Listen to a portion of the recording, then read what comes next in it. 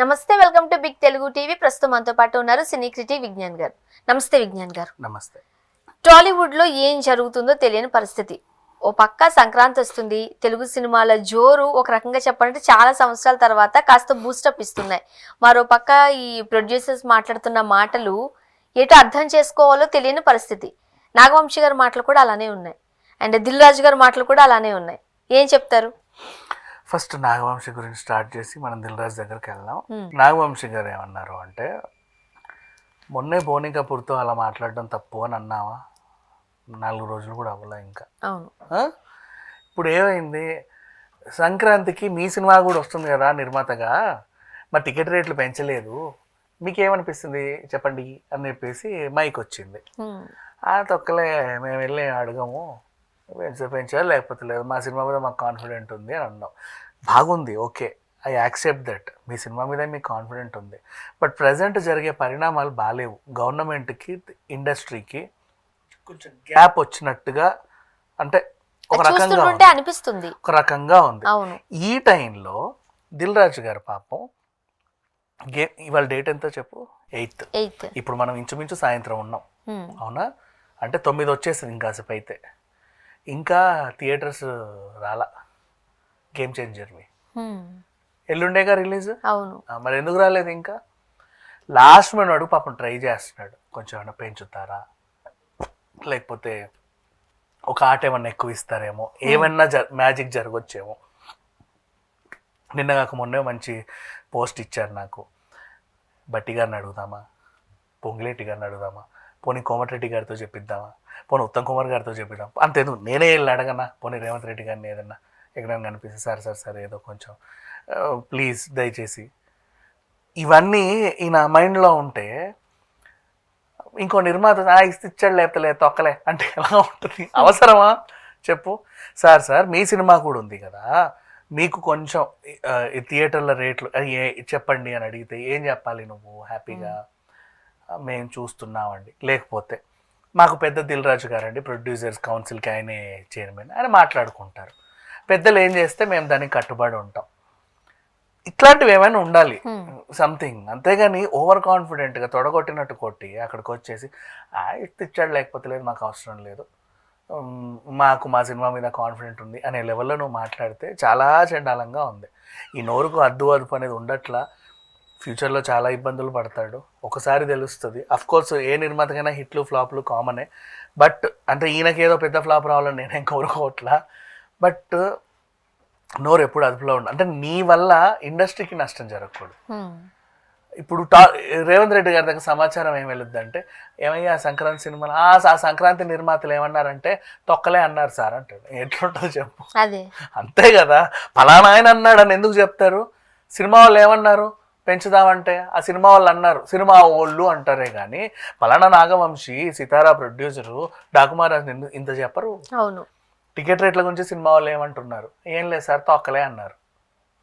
సర్లే వాళ్ళు అట్లా ఉన్నారా, అట్లాగే ఉండని, ఇబ్బందే కదా. నీ వల్ల ఇండస్ట్రీకి నోరు అదుపులో పెట్టుకోవాలి. సరే, ఇకపోతే దిల్ రాజు గారు ఇంకా జరిగిన ఇష్యూ ఎవరికి అర్థం కావట్లా. అనవసరంగా మా మనోభావాలు విపరీతంగా దెబ్బ మీద దెబ్బతిన్నాయని ఏడిసి వస్తున్నారు. కానీ ఎవరికైనా మనోభావాలు దెబ్బతింటే నిజంగా చావండి, మీ చావుకు మీరు, దాన్ని ఎవరు కాపాడలేరు. విషయం ఏంటంటే తెలంగాణ వాళ్ళకి మటన్ కళ్ళు ఇవి ఉంటే చాలు, సినిమా వాళ్ళు ఎక్కువ చూడరు, వీటికి ఇచ్చే ప్రిఫరెన్స్. ఆంధ్రాలో ఫస్ట్ సినిమా చూస్తారని నాకు మాట అన్నాడు దిల్ రాజు గారు, తెలంగాణ వ్యక్తిగా. ఇప్పుడు ఆ విషయం అర్థం చేసుకుని నేను తెలంగాణ మనిషినే, ఏంటో చెప్తావి నువ్వు. తెలంగాణలో సంక్రాంతి పండుగ వస్తే ఇప్పుడు ఫస్ట్ పొద్దున్న వాళ్ళ ముగ్గులకు వీళ్ళు హెల్ప్ చేసి, వీళ్ళ ముగ్గులకు వాళ్ళు హెల్ప్ చేసి, అందరూ కలిసి వేసుకొని మురిసిపోయి సెల్ఫీలు దిగేసరికి ఓ టైం అయ్యిద్ది. ఆ టైం తర్వాత పక్కింటోళ్ళు నీకు హెల్ప్ చేయాలి, నువ్వు కూడా పక్కింటోళ్ళకి హెల్ప్ చేయాలి. ఏ విషయంలో? పాత చీరలు ఈ నుంచి ఆడదాకా పరిచి ఆ సకినాలు ఉగారులు అవన్నీ వేసుకుంటారు. ఓకేనా? నువ్వు ఒకరు కాలుస్తూ ఉంటారు. మీ ఇంట్లో పని అయ్యాక నేను మీ ఇంటికి వస్తా, మా ఇంట్లో పని అయ్యాక నేను మీ ఇంటికి వస్తా, మీ ఇంట్లో పని అయ్యాక నువ్వు మా ఇంటికి వస్తావు, కలిసి చేసుకుంటాం. ఇవన్నీ చేసరికి టైం అవుతుంది. వీటితో ప్యారలల్గా ఇంకో పక్కన కట్టెల పొయ్యి మీదనో అక్కడో ఇక్కడో మటనో చికెనో వండుకుంటూ ఉంటారు. పిల్లలు కొంచెం ఈ ఏజ్డ్ తండ్రులు ఏం చేస్తారంటే కాలనీ వాళ్ళందరూ కలిసి అక్కడ ఉన్న వాళ్ళు 7-8 హౌజెస్ వాళ్ళు కలిసి అంటే ఉమ్మడి మేకను కొనుక్కుంటారు. దాన్ని కాలనీ మధ్యలో నరికేసి ఏదో చేసి ఏదో డిష్ లాగా తీసి మనిషి ఇంత వాటా వేసుకుంటారు, తలకాయ నాకు, కాళ్ళు నీకు, ఇది నాకు, ఇది నీకు అని అలా వాటలు వేసుకొని వండుకుంటారు. పిల్లలు ఏం చేస్తారంటే పతంగులు పట్టుకొని ఎటు పడితే అటు వెళ్తారు, వచ్చినప్పుడల్లా కాకరకాయో ఇదో తినుకుంటూ అటు ఇటు తిరుగుతూ ఉంటారు. ఇంతే సంక్రాంతి, సీరియస్లీ ప్రామిస్.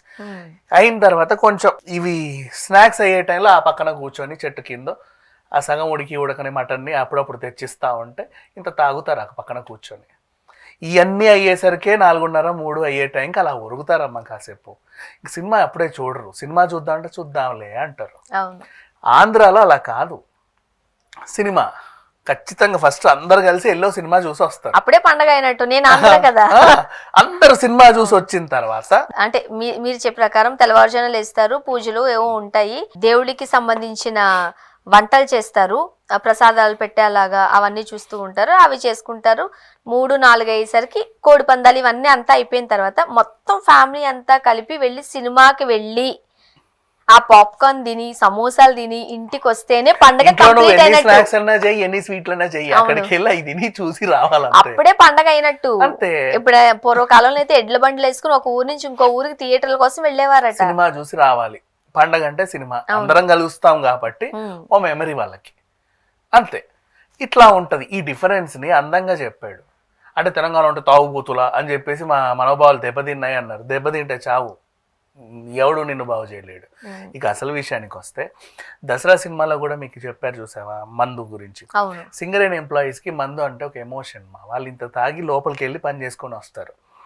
అండ్ ఇక్కడ పండగలకి పబ్బాలకి కూడా డప్పు కొట్టావా ఖచ్చితంగా ఇంత వేసుకొని డాన్స్లు వేస్తారు. ఏ దావత్ ఉన్నా ఇంత మందు ఉండాలి. పెళ్లికైనా ఆంధ్ర సైడ్ పప్పన్నం పెడతాడు, ప్యూర్ వెజ్జే. ఇక్కడ నాన్ వెజ్ ఖచ్చితంగా ఉండే, అది కూడా మందులు అయితే వాడు రాడు. నాన్ వెజ్ ఉందా, అవుంది, ఎటు సైడ్ పోస్తున్నారు అని అడుగుతారు, ఆయనకో ఈయనకో. అక్కడ ఆంధ్రాలో అయితే ఎక్కడ సాంబార్ పోస్తున్నారు అని అడుగుతారు. ఆంధ్రాలో నువ్వు మందు తాగుతున్నావు అని అంటే నీకు సరిగ్గా సంబంధాలు కూడా రావు, అది ఆంధ్ర వైపు. ఇక్కడ అది ఎమోషన్, మర్యాదమా. అల్లుడు వచ్చాడు అంటా కూడా అత్త ఒక ఇంత మందు తెచ్చి అక్కడ పెట్టి అటు వెళ్ళి ఇట్లా కూర్చొని చూస్తారు తాగుతాడా లేదా, పెట్టిన మర్యాద బాగుందా, వాడు తాగుతాడా లేదా కూడా వీళ్ళకి తెలియదు, కానీ పెడతారు. ఆ ప్రెజెంటేషన్ అంతే. సో ఈ రకంగా ఇటువైపు ఉంటే ఇట్స్ అన్ ఎమోషన్. ఈవెన్ అమ్మవార్లకి కూడా కళ్ళు సాక పోసిన తర్వాత వీళ్ళు తాగుతారు.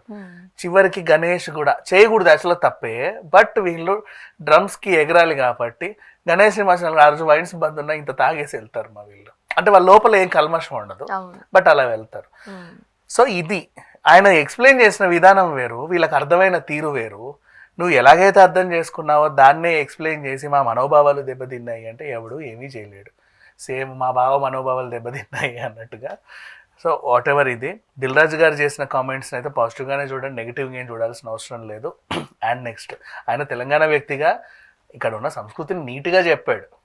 అండ్ ఈ నాగవంశీ గారు అంటావా, ఆయన చెప్పిన దాంట్లో అసలు అర్థం పర్థం లేదు. ఇక మీదట కూడా ఆయన నువ్వు వాగు, ఎక్కడికైనా వెళ్ళి ఏమైనా మాట్లాడు, నష్టమేం లేదు.